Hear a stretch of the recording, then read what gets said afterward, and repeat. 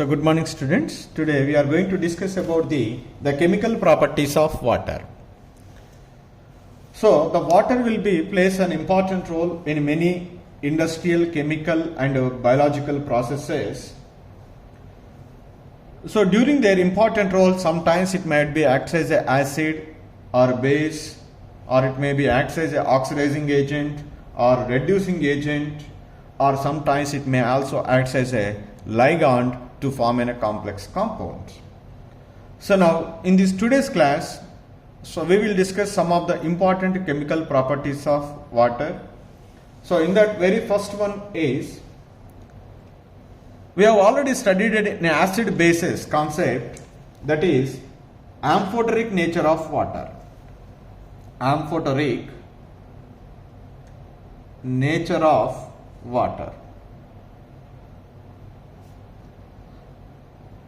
That means the amphoteric nature means it is acts as an acid as well as base. So I write the statement here: water can act both as an acid and a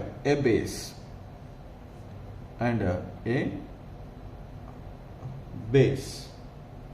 So that's why it is said to be amphoteric.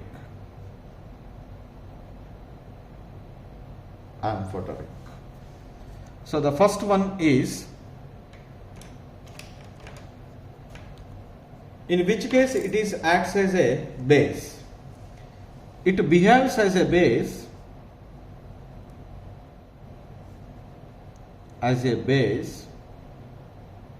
towards acids like hydrochloric acid or hydrogen sulfide, towards acids like HCl or H2S, etc. So that reaction is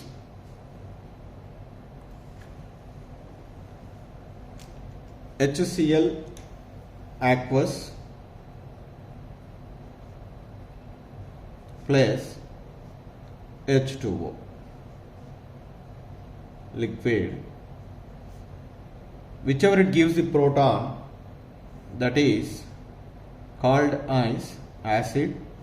HCl is given the proton to H2O, so that it is become Cl minus aqueous.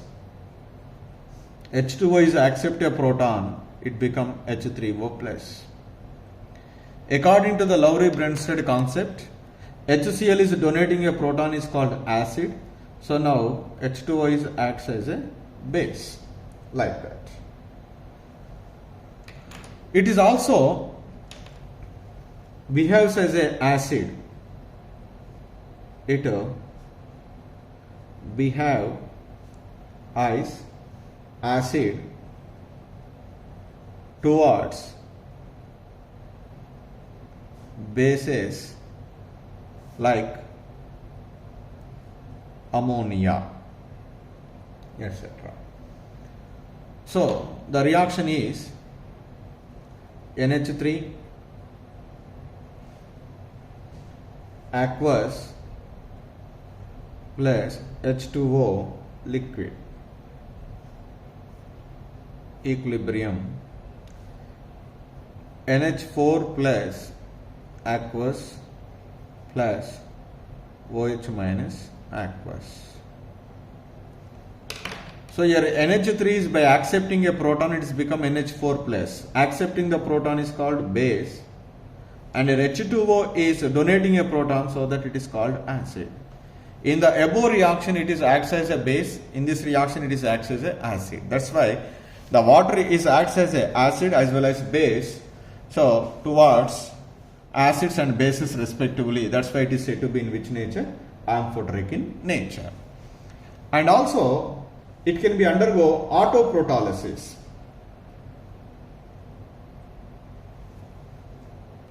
So therefore we write one statement here.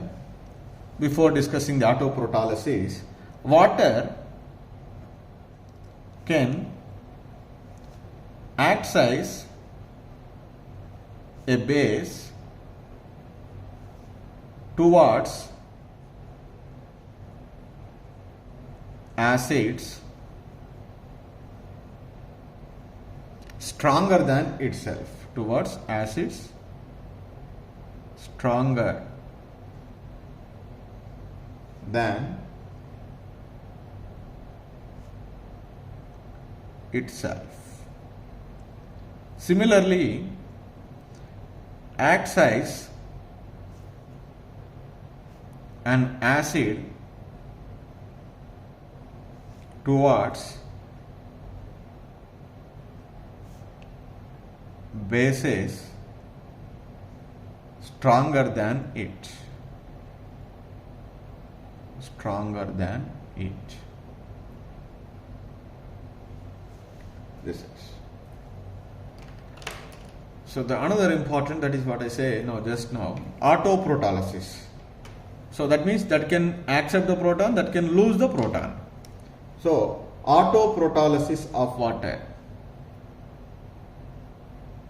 Autoprotolysis of water represented as, that is H2O liquid plus H2O liquid. That means a dissociation of water simply. So the dissociation of water is to a smaller extent. We have already discussed in acid and bases. It can form H3O plus aqueous plus OH minus aqueous. The water is a weak electrolyte, it will be ionized to a certain extent. And moreover, when it is undergo autoprotolysis, equal number of H plus and OH minus ions are present. That's why it is a neutral towards the litmus. However, so one is accept the proton, another one is donate the proton. In one case it is acts as an acid. Suppose if it is an accept a proton is an acid, so H2 is become, for example, H3O plus by accepting the proton. Accepting a proton is called base. If it is a base, it loses the proton, that's why it is called an which one? Acid. Right. But whenever it is acts as an acid and base, it gives equal number of H plus and OH minus ions. So the number of H plus ions is equal to number of OH minus ion, that will be neutral. That's why water is always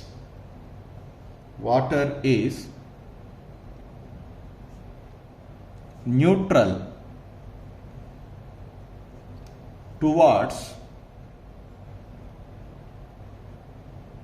litmus,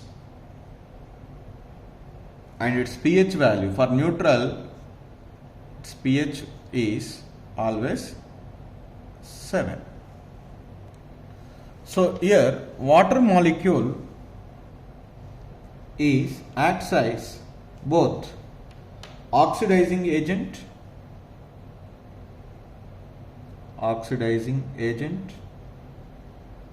and reducing agent.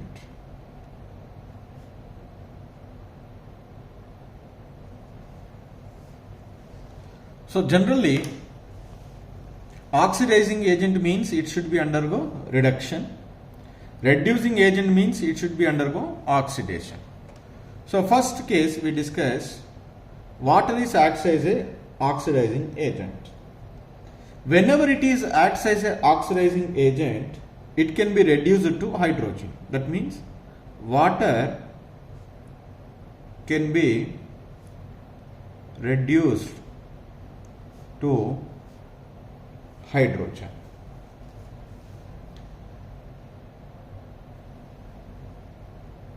When react with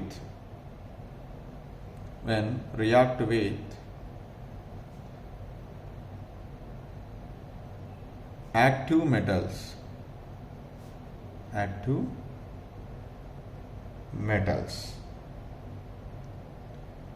So now in this case,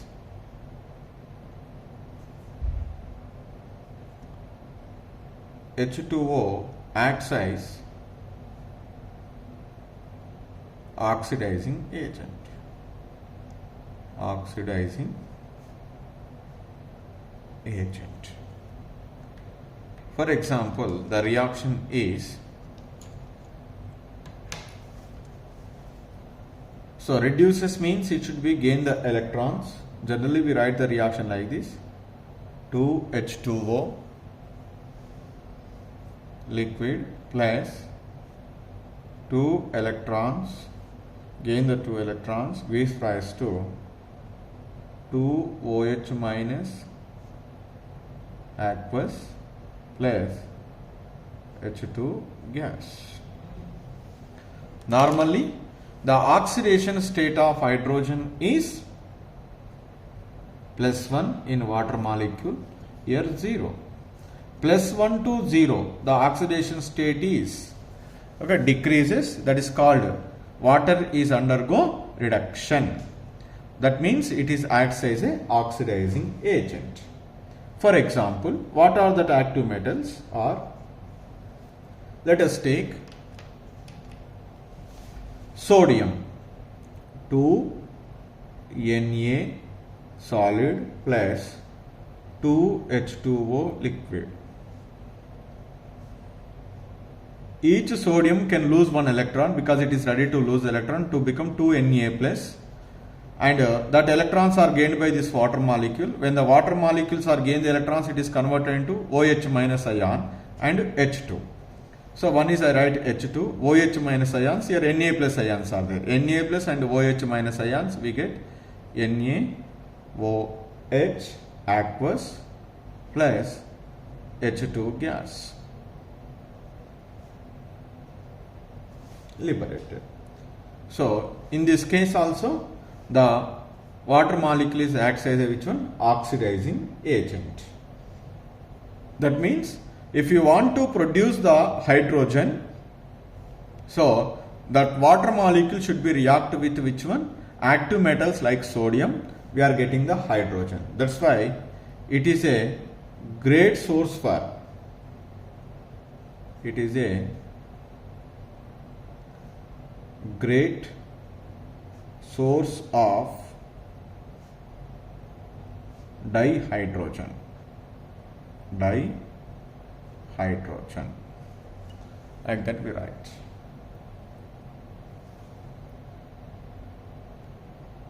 So the second one is water can be oxidized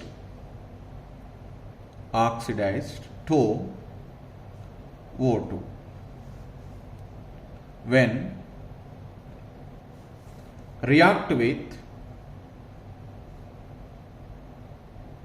high electronegative elements. Highly electronegative elements. Negative elements. In this case, which is undergo oxidation, that is called reducing agent. That's why in this case water acts as reducing agent. Reducing agent. So normally the water is reduced to H2O liquid. Oxidized means it loses the electron and we get O2 gas plus 4H plus aqueous plus 4 electrons. So in this reaction, the oxidation state of oxygen is -2, oxidation state of oxygen is 0. This is clearly indicates, so -2 to 0, the oxidation number is increases, that means the water molecule is undergo oxidation. Whichever it is undergo oxidation, that is called as a reducing agent. So that's why water can also act as a reducing agent whenever it is react with highly electronegative elements. So for example, the reaction with fluorine, an high electronegative element, is react with water.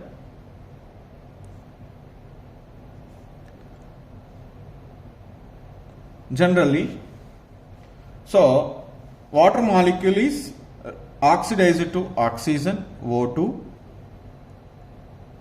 and what is left here? 4H plus and here 4F minus. So totally we get 4HF aqueous. 4HF aqueous. Or we may also write 4H plus 4F minus aqueous. This is an example.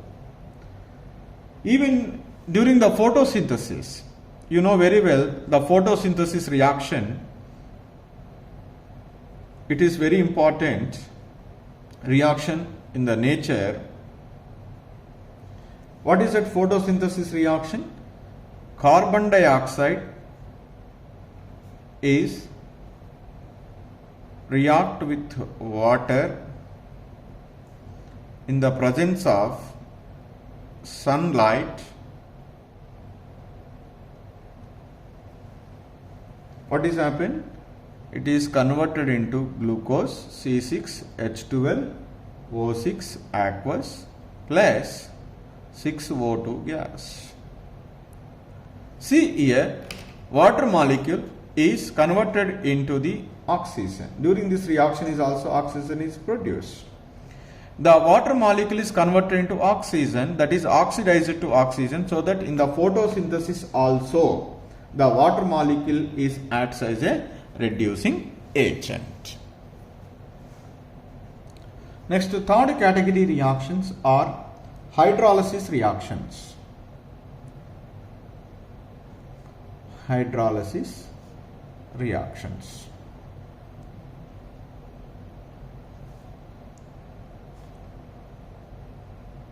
So we know that it has a high dielectric constant and a strong solvating power. Because of that high dielectric constant, here I write one statement is H2O, water has very strong solvating power.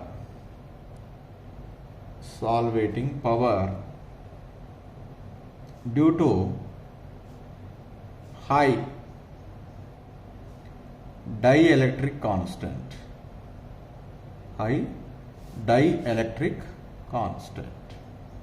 That means whenever a compound is dissolved in water, immediately that compound is surrounded by the water molecule. That is called generally hydration. Therefore, it is an excellent solvent. So because of that great affinity,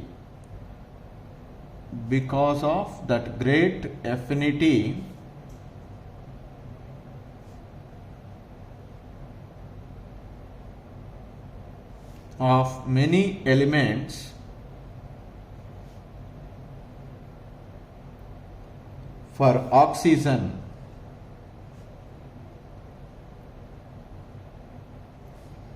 water can easily hydrolyze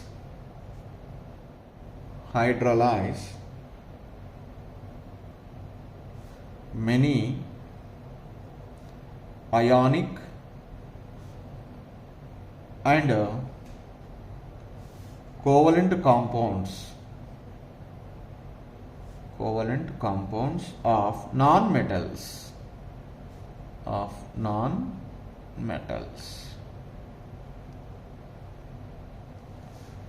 For example, phosphorus pentoxide, that is a dimer form, it is exist in P4O10. Whenever it is dissolved in water, it is hydrolyzed to form phosphoric acid H3PO4. Phosphoric acid.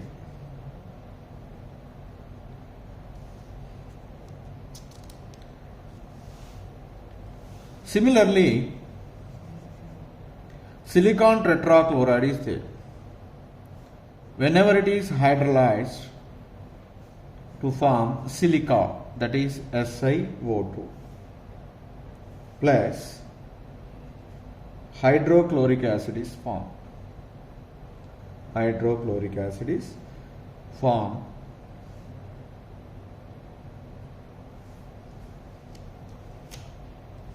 Some compounds like calcium nitrides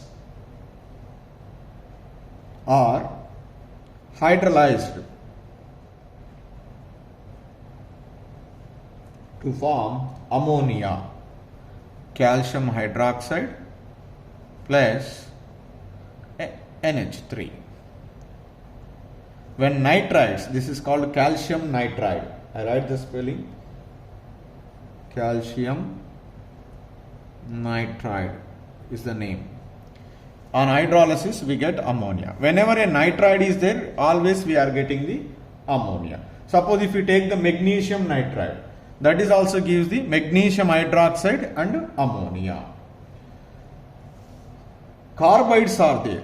This is not there in our syllabus, but it is one of the important reaction. Aluminium carbide Al4C3 on hydrolysis. We get hydrocarbons by formation of aluminium hydroxide AlOH thrice plus 3CH4. It is one of the important reaction for the preparation of methane. Calcium carbide is there. This is aluminium carbide. Aluminium carbide. This is CH4, you know very well, methane.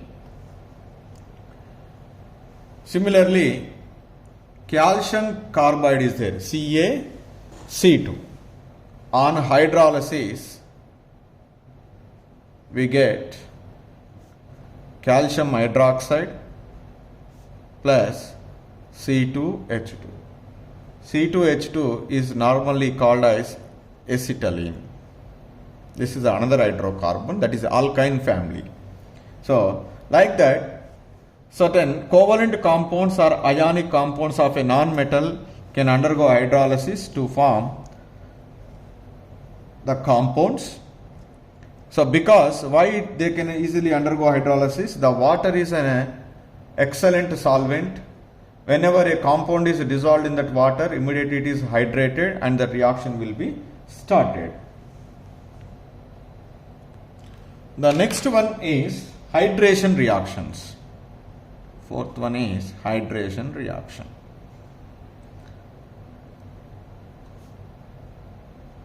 So, hydration reactions means whenever some metal salts are dissolved in water, that metal salts are hydrated. That means they are surrounded by the water molecules. That reactions are called hydration reactions. So, because of the strong affinity of oxygen, easily most of the metal salts are surrounded by the water molecules to form the compounds. That compounds are called as hydrates. So, here during this hydration reaction, which compounds are formed? Hydrates. That is, we write as water has strong ability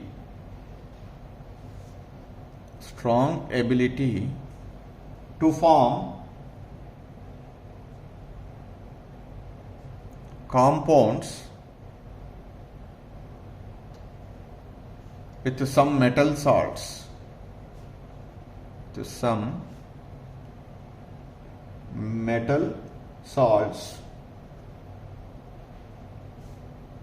known as hydrates.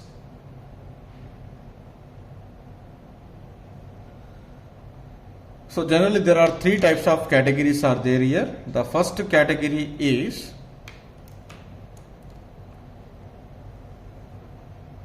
water molecules are coordinated, that means they form coordinate covalent bond with the metal ion present in the salt, coordinates to metal ion in a complex,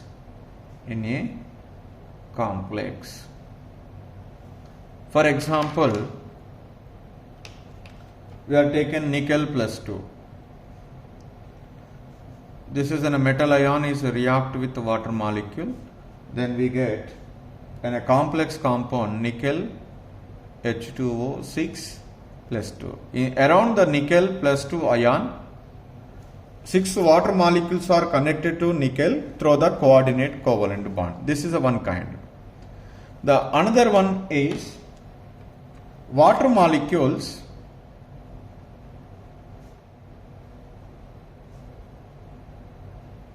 may be hydrogen bonded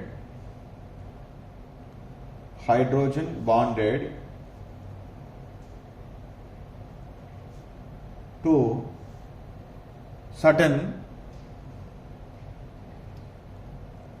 oxygen containing anions. Oxygen containing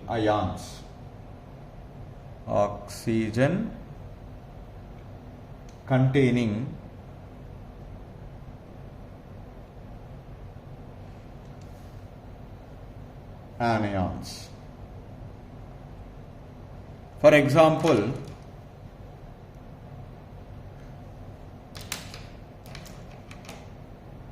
copper sulfate 5H2O, CuSO4 5H2O is there.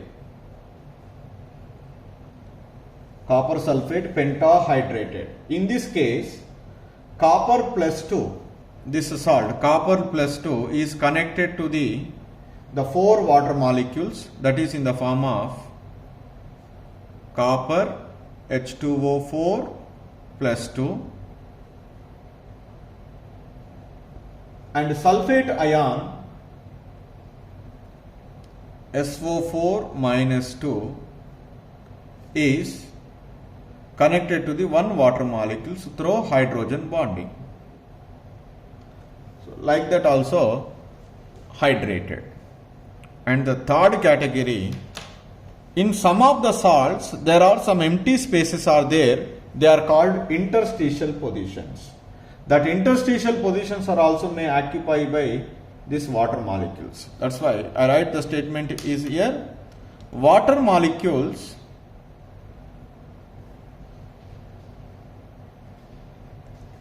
may occupy the interstitial sites, that is empty spaces, interstitial